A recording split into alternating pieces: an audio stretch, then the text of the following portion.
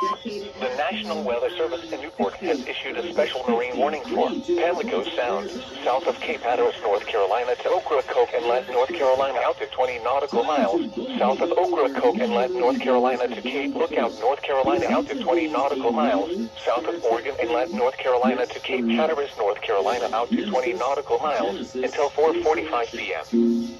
At 3:45 p.m., a strong thunderstorm was located near Ocracoke Inlet, moving southeast at 50 knots.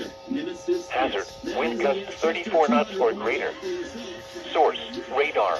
Impact, small craft could be damaged and briefly higher winds and suddenly higher waves. Locations impacted include Cape Hatteras, Hatteras Village, Hatteras Inlet, Artificial Reef 230, Ocracoke Inlet, Artificial Reef 220, Ocracoke, Artificial Reef 225, Cedar Island, and the vicinity of Cedar Island. Move to safe harbor until hazardous weather passes.